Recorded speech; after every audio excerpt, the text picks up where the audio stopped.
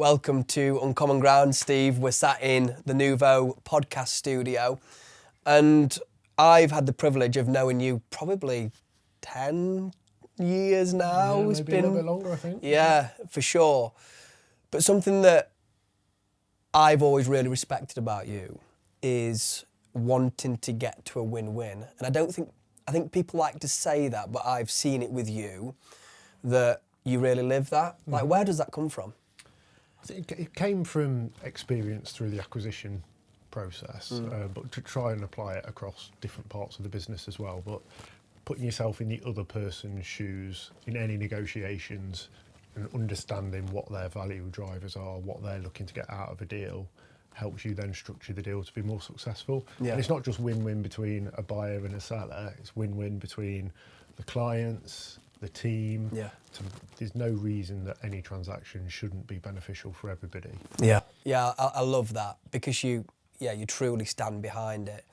I mean, putting yourself in other people's shoes is like a real key to sales and marketing and stuff as well, isn't it? You know, trying to understand why someone would come and work with you. And everybody's different as well, especially Yeah. when they're selling their business. Some people are motivated more by money, short-term, long-term. Some it's their legacy, some it's looking after the team, some it's looking after the continuity for the clients. So it's not as simple as just looking at numbers on a piece of paper. It's really understanding what their value drivers are. Yeah. And sometimes we might not be the right fit for that once you've Yeah. gone through that process. And that's okay. But if we are, then we can Yeah. change the deal or change the process after a deal completes to make sure that they get the value that they want. Yeah. Because it's important you keep that relationship. The acquisition journey is only 10% complete when you've completed the deal. Yeah. The integration after then, where you're working with whoever you've bought the business from, is where the value of the deal really comes into play, making sure you're retaining the team to retain the clients. So having that relationship which starts from the first negotiations and having sensible negotiations rather than try to kind of hardball anything or change the deal. I'm really proud that we've never chipped a deal. Yeah. I've been, privileged to be in some of those discussions, and I've always been amazed, I guess, how I think generous you've been at times. Yeah, and look, it works both ways. You build that rapport with a seller, and there's sometimes challenges, but there's always a solution to overcome, and something that's fair. And at the end of the day, you're trying to build something together. You're trying to solve their solution, whether it be their retirement plans, succession issues. So why not work together on a deal? Yeah. It's not us v them. It's let's sit down, work together, and get a solution that works for everybody. Yeah, which is just so key. I mean, like I said, we're sat in Nouveau today. How long's Nouveau been going? Nouveau's been going just over 21 years now. 21 years. 2004, so yeah. Did you ever foresee having a podcast studio in your offices 21 years ago? Was a podcast studio a thing 21 I don't years think yeah, well, I mean, what was it? TV interview, maybe? Yeah, I'm not so sure. It's, it seems a long time ago now, but equally it's gone fast. But 2003? 2004, it was March 2004 that we were at Smith Cooper. Yeah. Myself and Adam decided to leave and set up on our own. That whole kind of youthful enthusiasm to think we can do better. Yeah. So it's a slow start with some contracting to start with as we built the business up. But literally two of us working from our spare rooms, and then built it from there. Yeah, and today we're like 200 staff or over 200 staff. Yeah, over 200 staff. 13 offices. Yep. National firm. Yep. 10,000 clients. I mean, I bet you, could you imagine it back then or? No, I'm not going to pretend that I had the vision at that stage. Yeah. I just knew from an early age I wanted to be in business. Yeah. Becoming an accountant was the route to get into business. Yeah. It wasn't necessarily I wanted to do finance. I just remember it was actually the first memory of knowing exactly what I wanted to do. I was doing a paper round, so I was about 13. Yeah. Delivering papers, and the Financial Times, the pink paper. Yeah. And there was an article in it. I used to read it as I was delivering Wow. the papers. And poor bloke who would have got that. It was a crumpled by the time he got it. And there was an article that was saying at the time of the FTSE 100 biggest businesses in the UK, over half of the CEOs, which is a non-financial position, were chartered accountants. Wow. And I remember thinking, I need to be a chartered accountant Yeah, then. And yeah. from that day, Yeah. I was like, right, what's the quickest and easiest way to become an accountant, Yeah. to be able to get into business? Yeah. Which is strange because it's kind of gone full circle that It has. I wanted to be in business, so then became an accountant. Yeah. I was an accountant and then kind of moved away from the pure accountancy side back to being a business owner. Yeah. I think that was, I remember, it's a good job I think never went down this route, but I remember thinking the same thing at that time, like, you know, be an accountant, understand the numbers, understand business a bit. And Yeah, and look, there's so much more to business than the numbers. Of course. But every business is there to make money. Yeah. So having that financial background Yeah. then allowed me to understand the finances behind a business, the structure of business, and then you learn everything else around business as you move forward. Yeah, I mean, like 21 years is a long journey, isn't it? It has been a journey, yeah. And it sounds crazy, like sat here, you know, with you still being a young-ish man. Appreciate that. And yeah, I guess along that journey, there's been epiphanies at times. I know a big one for you was it Christmas 2020, 2021? Yeah, no, it was Christmas 2020, so we'd just gone through COVID. Yeah. We just acquired a practice in Mansfield, which has taken us to 4 offices, circa 45 staff. So we'd built a really good business over quite a long period of time. We'd probably done circa 10 acquisitions. Yeah. But How did you, sorry to just interject, but how did you, so you'd done your first acquisition, maybe we talk about that, but how did you know that was something you were just going to continue to do? So we didn't do an acquisition on purpose to start Yeah. with. It wasn't part of the plan. The plan was to build the business organically, Yeah. which was difficult. Those early days, we were successful in winning work, and we built good systems and processes to get to look after the clients. But you tend to win work based on price because we were small. Yeah. You've then got professional clearance and onboarding. So it's hard work with a client in the first year. Yeah. And then by accident, we came across an acquisition in 2009, so 5 years after we'd started. And that was a game changer because it doubled us overnight. We've got a great member of staff that's still with us today. We've got some really good, loyal clients that wouldn't otherwise have been looking to change. Yeah. As opposed to the clients that we've been attracting before, who were a bit more transient and a bit more price conscious. Yeah. So it was a real mix with the kind of the old and the new business put together. Yeah. Great relationship with the vendor who we still deal with. Amazing. Deal with now. So that process we went through, which was a win-win. Yeah. The member of staff is still with us. A lot of those clients are still with us. It was a great purchase for us, and it was a great sell for the vendor. So that's kind of where the win-win started from. What did you feel like when you'd done that first acquisition? Like, I'm just talking about what did Steve feel like, you know, I've doubled overnight. What was the feeling at the time?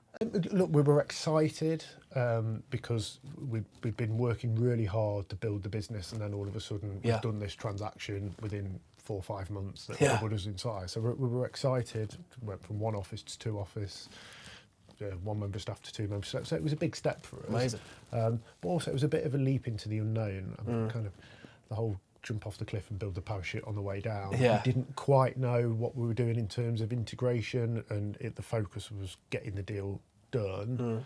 But then how to integrate a business was all new to us at the time. Yeah. But it worked out really well, mainly because of the relationship between us and the vendor. We worked together to make sure everything was integrated. And then that formed the foundation of us then starting to proactively look to acquire further practices. If it works, copy and paste, do it again. So we did another in 2011, another in 2013, and started... Were they just showing up, or...? Yeah, no, so we started then contacting the agents and really getting it kind of through networks that we were looking to acquire. Yeah. And there was starting to become more retirement sales for chartered accountants as the profile in the industry was changing. succession issues with small practices not having the people in the team to be able to or want to take it on. Yeah. So yeah, we did some proactive searching, and then when we got the second one, we wanted to acquire and consolidate for a while. Yeah. And a couple of years later, Yeah. moved on to do another. So it was quite a slow start in the acquisition, but it meant that we could perfect the way, improve the way that we were doing it, especially on the integration side. Yeah. Because it's only 10% complete on the day that you've bought it, and then the hard work really starts then to make sure you retain the team and retain the client. Yeah, and that whole piece is massive, isn't it? I mean, I was just thinking as you were speaking, and I think a big part of your story as well is, never burning any bridges. Just thinking about, coming from Smith Cooper and all that journey. And yeah, we've kept great relationships with Smith Cooper, great firm that resulted in us acquiring one of their offices. Yeah. So it just shows you don't burn bridges. There was no reason why they were supportive of us. Initially, we were doing some contract work for them. And then we've since acquired the Burton office and more recently the payroll from them. So it works well working together. Some people win. Yeah, some people get, I don't know if it's territorial or pride or whatever, but really like, I'll show you, burning bridges. You've never done that, have you? We're trying to do business in the right way. Yeah. Try not to step on people's toes. Try Yeah. and treat people how you want to be treated. Yeah. Put yourself in other people's shoes. Yeah. It's just there's a right way to do business, and Of I think course. if you do that, typically you get that back in return as well. Where do you think you got that from, though? Where was that inlaid into you as a person? I don't know, just in business, doing the right thing. I don't like falling out with anybody in life, so No. why would you in business? Yeah. And I think even when there's difficult conversations to be had, which invariably there is, I think if you're open and honest with it, try and put yourself in the other person's shoes and understand from their view that there's always a solution. Yeah. But there's no need for conflict and any issues. You can just resolve everything. Yeah, it's true. And obviously with all the acquisitions came more clients. And I guess why don't we build it like that? We're Nuvo with 4 officers. But you've always been very big on putting the clients first, looking after clients the best they can look after. Your clients are your business, but I take it one step back from that. Especially in 2020, when we'd got to the stage where we were starting to hit a ceiling in terms of how much further we could grow. With the 4 officers, there was 3 partners who were equity, owned the business, and managed most of the clients. 45 people. Yeah, and so it was a reasonable business to have to run the business side of things as well as trying to run the client portfolio. And obviously looking after the clients is absolutely key. But the mentality really kind of changed then from let's look after the team and the team looks after the clients. Yeah. We were going to be more and more reliant on other people within the business. So we've got to focus more on recruiting the right people, retaining the right people, looking after the team, allowing them to grow and giving them the autonomy to do their job. So the focus really shifted towards building and retaining and motivating the team. Is that why you were reading, or have you always been sort of a reader, a learner? Yeah, not particularly a reader. Really? It was more through COVID. Of course. Obviously, it was a different time for a lot of people, and it was in between the Christmas and New Year of 2020 that I purposely went out to source material that would help with the specific problem that was developing, or the challenge that was developing was that we're hitting a ceiling. Then that's when I came across, there was 3 books. One was James Ashford's first book, Selling to Serve, which was really relevant in the way that we engaged with clients and kind of served the clients. So that was really useful, and then developed into the relationship with that we've got today with James. Who's now a board member. Now a board member and involved in the business. Isn't it funny though how things happen? Like, again, talking about, did you ever imagine a podcast studio in one of your offices? I can't imagine you were reading James's book thinking maybe one day he'll be on the board. Yeah, no, I didn't have that thought at that point, but it probably wasn't that long after that. Okay, fair enough. Okay. Somebody like this would work really well with our business, but obviously it was partway through his journey with Go Proposal at the time, so Yeah. so it developed a lot later. But then there was the Tim Ferriss 4-hour work week, Yeah. which was more from a personal point of view, is Yeah. how to structure myself personally to benefit the business and get that balance right. Yeah. But then the other one that was then absolutely key was Traction by Gino Wickman, which I believe we've got on the This shelf Get a there. Grip there. Yeah, There's there's traction there, is it behind me? And that just hit the sweet spot for me at the time, that we were hitting the ceiling. Yeah. We were a stereotypical professional services structure in terms of partners look after clients, partners run the business. Yeah. It's all about the partners, and then we had a team beneath us to help support delivering that. Whereas if we were going to continue to grow, especially via acquisition, we needed to move to a more corporate structure. Yeah.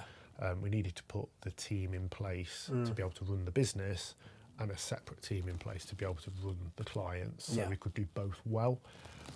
So we spent a lot of time and effort running through that. We had a facilitator, Alice Jordan, who was brilliant to help implement the US model.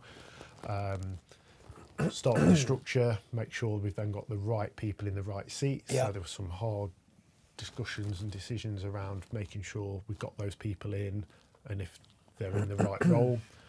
To eventually, probably took 18 months, 2 years to run through that process. Wow. and invest in the team to allow us to then have the capacity to Yeah. be able to continue to grow.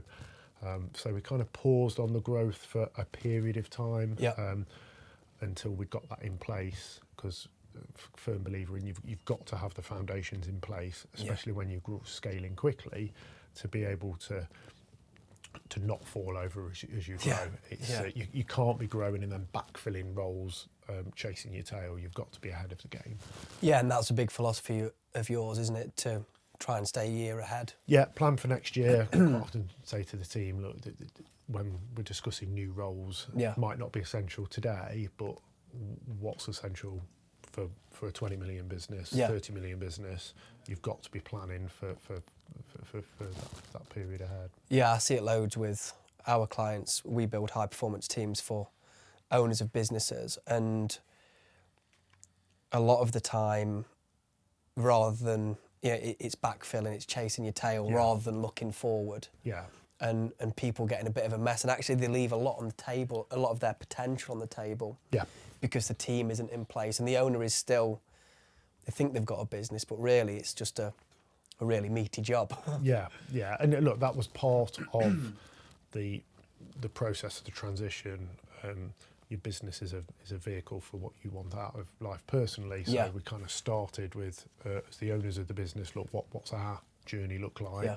Did you sit down and talk about that? Because I think that's something that a lot of people probably don't do. Is I think they, similar to what you did. We're excited by starting something, and it becomes maybe a bit of a monster out of hand, and all of a sudden I've got this 80-hour work week and this and that, and there's never really been any thought of what's next, vision, what do I want from it. Yeah. Did you sit down and discuss that together? How did that look? We did after that 2020 period. Wow. And obviously the Tim Ferriss book, Yeah, which is so like all about- 15 years into the journey. Yeah, exactly. Yeah. It took a long time to get to that stage where I actually started to have a strategy. We'd done really well to that point. Yeah. With the growth, especially via acquisition, and we built something really good. But Yeah. to actually get to that next level, it needed more structure, more planning. So we created a vision to become a top 100 firm in 7 years. Which you did Which we did in 3 years. And then we kind of started at the end of that vision, which Yeah. aligned with our personal goals, to then bring it back to say, right, where do we need to be? And if we're going to get there, what do we need to put in place now? Yeah. Which is kind of where it all started building. But the main thing was building the team, getting people Yeah. who are better than you at those roles, which I tend to find too difficult myself. Yeah. In place, Yeah. so it frees you up to not be as heavily relied on to run the business. Yeah. Because as one of the founders, I've done every role within the Yeah. business apart from the new roles that have been created. So it's so easy for the team to come to you with everything, and if you don't delegate that correctly and empower people to be able to do their roles, Yeah. kind of all comes back to you. So making sure you're removed from the operational day-to-day, week-to-week running of the business allowed the business to grow, allowed me to focus more on the acquisition and the vision strategy side of it. Amazing. But it takes a lot of investment, a lot of time, and a lot of trust to put the people in place and trust them to run the business. Well, that's what I was going to come to, because I think as an owner, you feel like things are coming out of your pocket, don't you? And like, how did that feel for you? And I'm thinking about the person watching who needs probably now to have a bit of a sit back and say, what do I want from my business?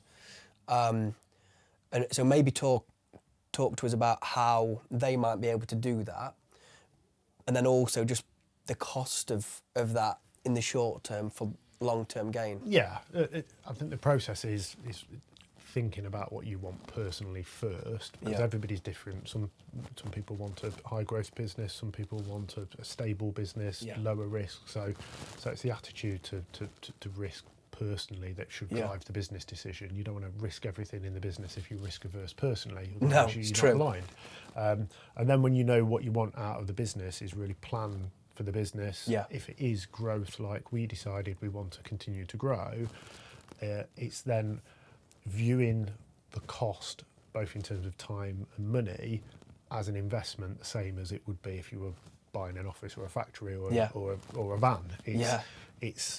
It's an investment for the future, and you've got to go through that short-term pain and build those foundations to be able to then continue to scale. I think the businesses that scale without properly investing, preparing, are at such higher risk of failure than those that take their time a little bit. So we've done 27 acquisitions over a 15-year period, and it has scaled up, but we've put that foundation in place first. Yeah, well, it's like sometimes you see a kid with, I've got 3, you see a child with Lego and they're building, but they've not got an end in mind. They don't know, and it looks crazy and it falls over because they've just put pieces on top of You're just pieces. building a tower one by one by one, rather than building a nice solid base with the right building blocks there, and then build it from there. So. Exactly. A quote that came to mind, and I can't remember who it's by, is change of pace plus change of place equals change of perspective. And I'm just thinking, people who are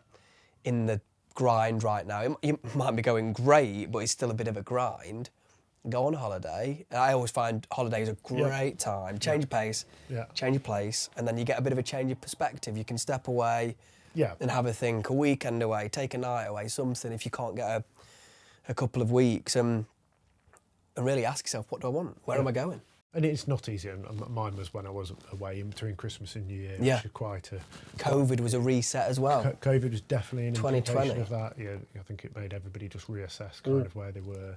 But it's not easy to plan that in when you're involved in the day-to-day grind of the business, and it's kind of perpetual then, because you've not got time to deal with that, but you need to deal with that to get your time back. So that's what we did. But now, and part of the US model is to really kind of integrate that strategic planning into the business to force it, because otherwise you just never get round to it. It's it's the most important task that a business can do. Set out the strategy and the vision, but it's always the thing that's at the bottom of the list because it's not seen as being urgent. So we have a quarterly strategic away day. Does someone run that? Used to, so Alice used to facilitate that. We now facilitate that ourselves. We kind of graduated from the US process to be able to then facilitate that ourselves, which has worked really well. It gave us the structure to be able to do what we needed to do. And accountability, I guess, because if not, it's so easy to kick it down the road. Yeah, exactly. Yeah. It's important, not urgent. Yes. And it's working out. Some things are urgent but not important, and some things are important but not urgent. And it doesn't feel urgent, but it was urgent. So having it structured and having a facilitator was great, because it did give us that accountability, third party, and helped shape some of the more difficult discussions to make sure that we went there rather than just avoiding some of the challenges. Yeah, I mean, me and you had an off-camera chat about coaches, and it's a wide world and an interesting world, and you have to pick carefully, but we both play golf. You know, you wouldn't really think about starting golf without having a coach or especially if you want to be high performance, the best golfers in the world all have coaches. And there's a reason for that, isn't there? And it's just interesting with, I mean, maybe she didn't call herself a coach, but Alice? Yeah, Alice Jordan, yeah. Really had an impact in helping you after that initial, okay, I need to do something. Having an external person to really keep you accountable to that, guide you through that is important. Yeah, and look, we've now got 2 non-executives on the board, and they play a similar role. Having people who aren't in the day-to-day business that are there following the business journey, whether they're internal or external, but that you can bounce ideas off, they can hold you to account, just help. So I do think the analogy to sports is a good one, that in business you've got to take yourself seriously, and it was within the Tim Ferriss 4-hour work week book as well, that you've got to have somebody to be accountable to really drive yourself. So I think the business, we've got opinions on different coaches. There's different variations that suit different people, but I think everybody should especially if they're scaling the business, taking on risk. And you can't, as a business owner, you can't be good at everything. You need to surround yourself with people who are good at their specific role, and you might develop different skills over time, but surrounding yourself with people who are better than you at those roles was a bit of a game changer for us. Bringing experts in and working with people who know the stuff. I think if you're looking for a coach today and you're a Nuvo client, reach out to your, whoever works with you, because they'll probably know someone, know of someone who can help, and also reach out to contacts, because if someone's had a good experience, usually that's a good barometer. Yeah, no, there's different sizes of businesses, different industries will dictate on kind of who's best to use. But like everything, if you get somebody recommended that somebody else has used and had a good experience, then that's great. Yeah, for sure. So today, we were at 2020, 2021, built. Today we're, like I say, 200 staff, over 200 staff, and counting. I think something that is very unique to Nuvo, especially in accountancy and with, my hiring hat on and working with different businesses, I think you look after your people as well as any company I've seen up close and personal. And some things can be, when it comes to people, okay, I've read a book, so I'll put this because it looks nice, or I'll put it on the website because it looks nice. That's really easy to do. But you've stood behind that with lots of things we can talk about. But again, where did that come from? Was there an epiphany, or was it always the way? Yeah, it came through that period, 2020 into 2021, implementing EOS, and really the realisation that the success of the business going forward is more reliant on the team than it is as the owners. So really, the philosophy was then, we look after the team looks after the clients, and trying to be the best employer that we could possibly be, which we'll never fully achieve, but I think we do a staff survey every year, and there's a question on there: do you think Nuvo does everything it possibly can to try to be the best employer?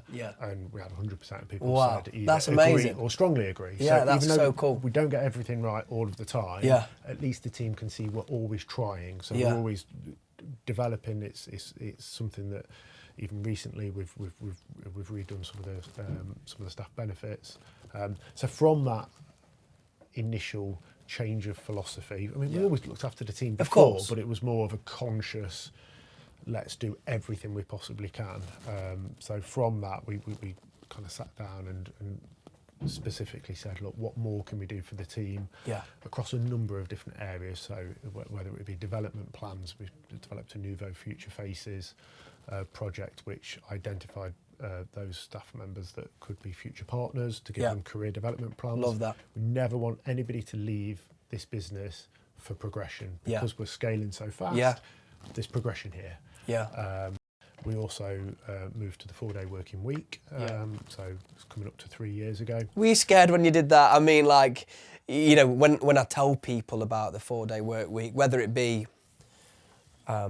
potential candidates or owners of other businesses. I was speaking to a guy about it. I played some golf at Hollingwell. What a place. And I was speaking to James Boone, who owns an architect's practice, and talking about them going to a 4-day work week and the gulp of that. And I told him about you guys doing it a few years ago, which is quite ahead of the curve. But what was the feel like? What was the feel of that? Was there a gulp there? So it was suggested by Dan, one of the other directors, and I was all for it, kind of conceptually. Brilliant, fits really well with look after the team. Yeah. And the big benefit of all of the team having 50% more time off. Massive. And the change that can make to their life, whether they can go and see family over a long weekend, or whether they can do the school run on an unworking day, do all the chores on a day rather than the weekend. It's just such a tangible difference to them. Resets the work-life balance. And so I was all for it in terms of the concept. We then worked through the process of, look, how could this look? We moved from the 5-day 37.5-hour week to a 4-day 34-hour week, so around 10% less working time, but we for the same pay.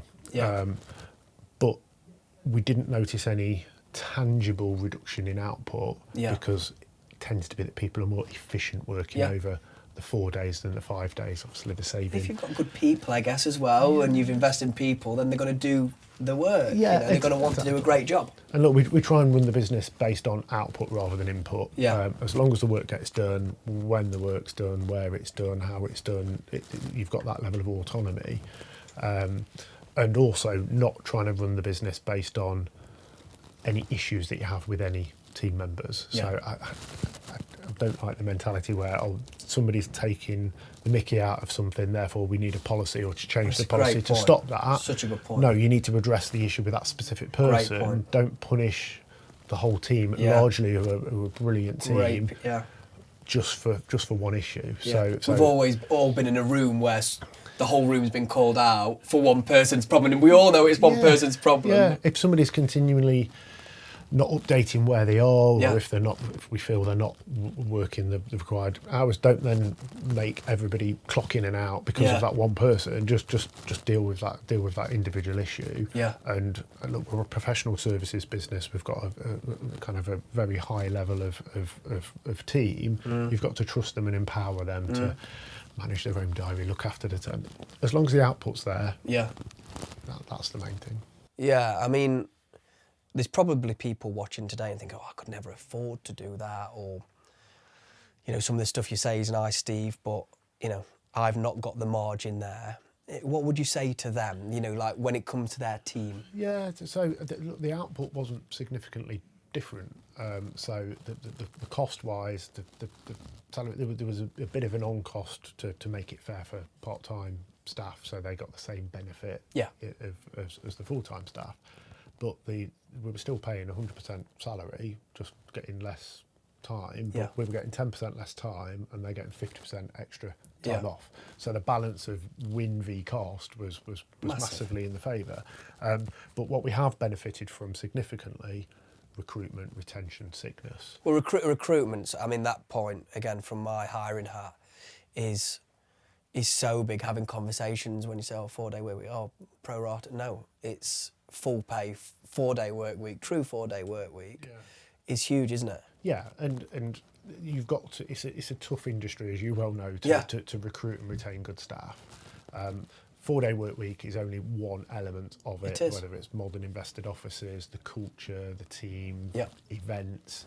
But it is a key for that 3 days off a week that I think is a real attraction for people coming to join us. And then also, if somebody's with us, is a key benefit of staying with us rather than some of the moving on for some of the other competitors. So and then so our retention, our staff turnover is I think it was 5% last year, under 10%. Industry standard, I think, is 15-20, and I'm sure industry's more 20, and across the board in England it's like 17. Yeah, so we're broadly half of the and that's why we're on an acquisition journey as well. And obviously there's some people within the teams that we acquire who work brilliantly and come on the journey with us, and there's some people who might take that opportunity to either retire or move on because it doesn't fit what they want out of their career.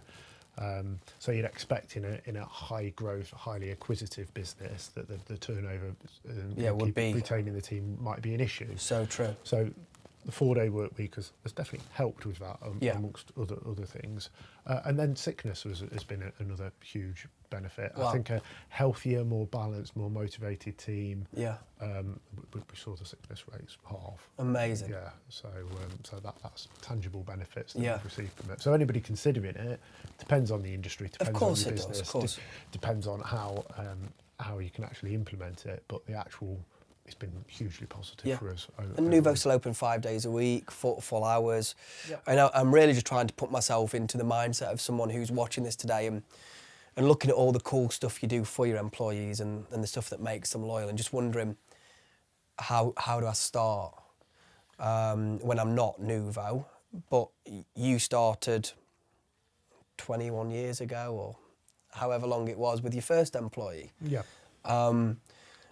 So what tips would you give them? Are there any insights that you'd give them to? It's again putting yourself in your employee's shoes. Yeah. What would you want to make in your work to make it a better place to work? Yeah.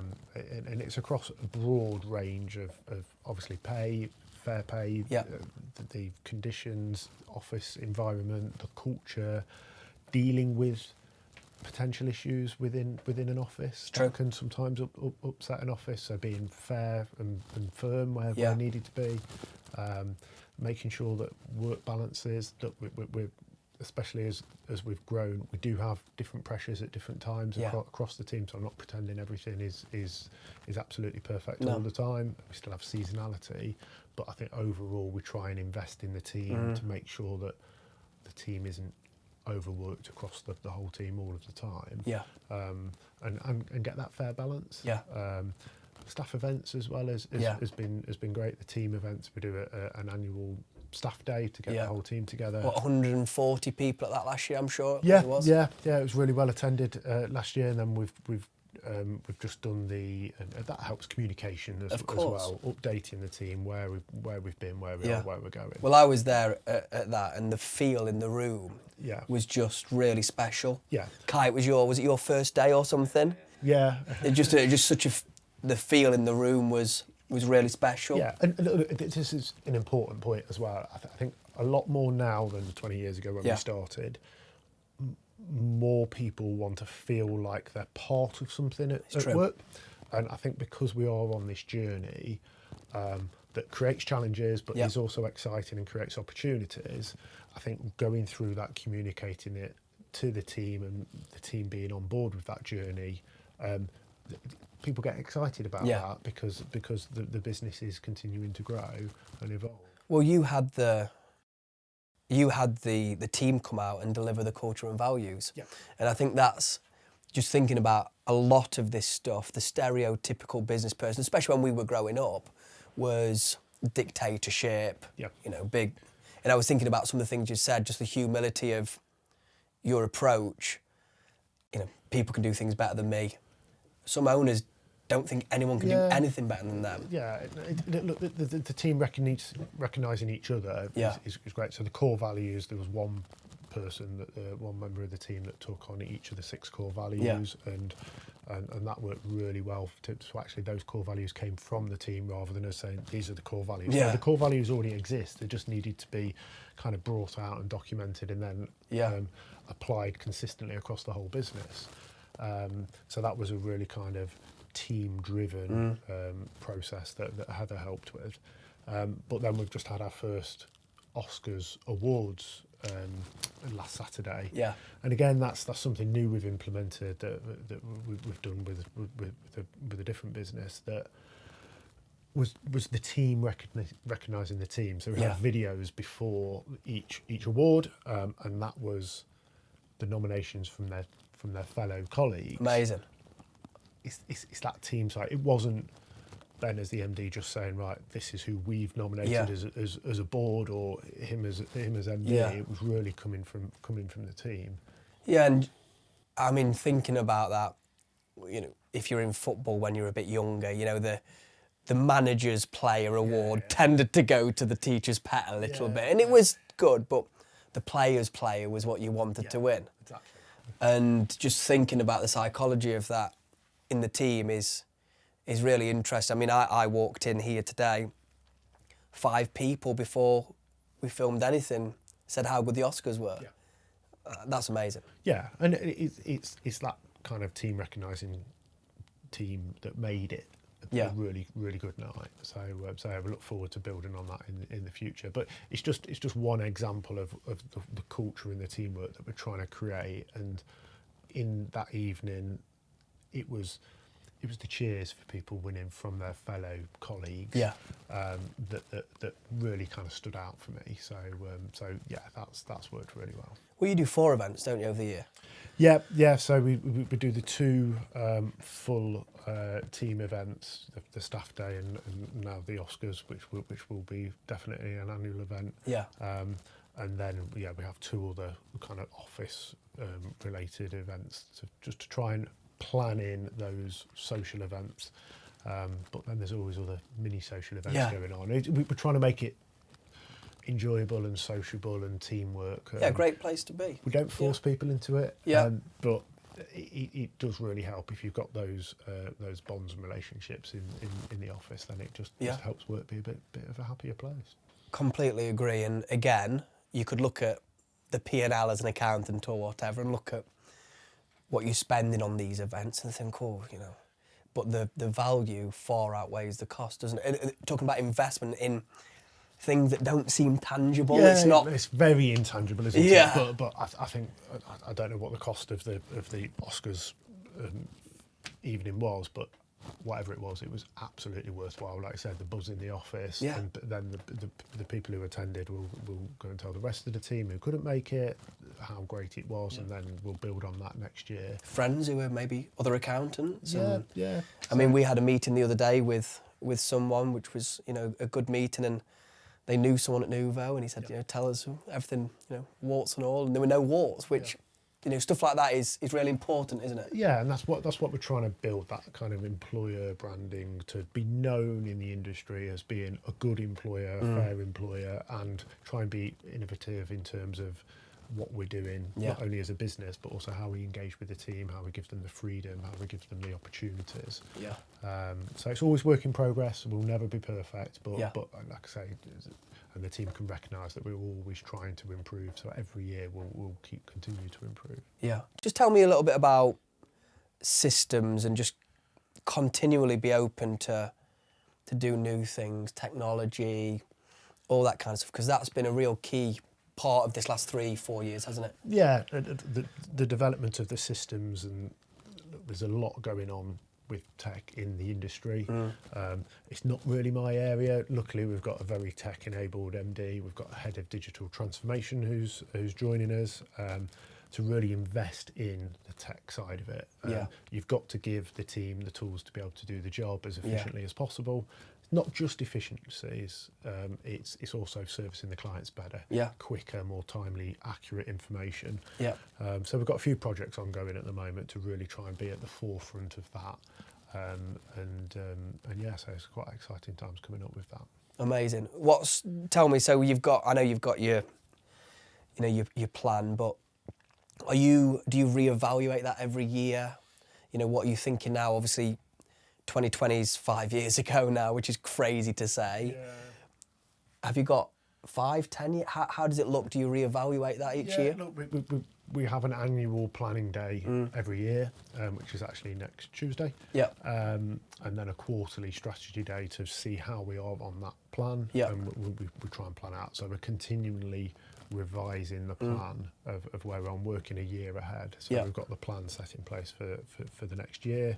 We'll then be working on the following year's plan with a view of getting to that vision. What about you personally, though? For yourself? Yeah. So look, I always had this plan with the 7 years that started in 2021 to try and get to a point And yeah, really proud of what we've built. Part of that plan was to be at a point where there was people across the business to be able to run the business without reliance on me, which largely we've achieved. We've got a great team on the board. We've got a great team of partners that are looking after the clients. So I kind of transitioned from a partner who had a large portfolio. I've still got some relations with clients, but all of the work is done by the other partners. So that transition's worked really well. And I'm a firm believer everybody should do what they're great at and what they enjoy. I enjoy the acquisition side and the strategy and the vision. I'll leave it to others to say whether I'm great at it or not. But that's what I enjoy doing, and that's what I've added value in recent years in accelerating after we put that foundation in place. So copy and paste. Do more of it. Well, that's your. I think that's. We didn't highlight it, and I wouldn't mind doing it now because I think that's an uncommon take. Because I think, I don't know, entrepreneurs get the shiny thing, business owners, the shiny thing that what can I add? What can I do different? What can I do that's new? But yeah, that's not, your philosophy is different to that, isn't it? In some ways. Yeah, and it's always a balance, but I think the part of the EOS was a core focus, and we decided to stick the core focus on what we already do and what we're good at. Just do more of it. And I think that has helped us to scale, because otherwise, if we'd have gone running after a lot of the shiny new objects, that puts more pressure across the team and the business whilst you're just trying to do more of what you're doing as well. So and some things work and some things don't when it's new stuff. Exactly. But I think most entrepreneurs, myself included, you do get distracted by these shiny new things, and sometimes you have to kind of either rein yourself in or have somebody else, like a coach or a mentor, say, stick to what you know, what you're good at. So that's why we've done 27 acquisitions, and we've got more to come, because it works. We've perfected the process. The model. The model works. It's a documented system and a proven process to follow. So we can continue to do more of it in a controlled way. We're always conscious of not going too far, too fast. But yeah, there's plenty of opportunities there in the industry. So more of the same, copy and paste. Awesome. Well, thanks for being with us. If you want to reach out to Nuvo, reach out to Steve, I'm sure you can email the team if you're a Nuvo client at the moment. If you're not, LinkedIn, Steve's probably a good place to reach out. So make sure you do that. This podcast called Uncommon Ground because owners, entrepreneurs, they forge a new path. They stand on uncommon ground. What makes you uncommon? Yeah, so I wouldn't say it's one specific view, because I think a lot of my views are more common, but it's the combination of a few of those together. Firstly, you start with yourself. You've got to have your personal plan before you then link that to a business plan. And if they're not linked up together, then you're in conflict with yourself. Secondly, would be the stick to what you know and what you're great at and do more of it. And then thirdly, which I never used to have as much, but definitely developed over more recent years, is invest in the team, build the team, surround yourself with great people. I think the business owners that try and keep it to themselves, maybe because they fear that the business will run away with them or not be as reliant on them, they're just keeping themselves stuck in that business forever, because they are the business. Without them, the business might fall over. And then, plan for the future. You've got to be a year, 2 years ahead. And I think all of those concepts exist widely, but it's putting them together that I think has worked really well for us. Love that. Steve, thanks a lot. Pleasure. Nice one. Very cool.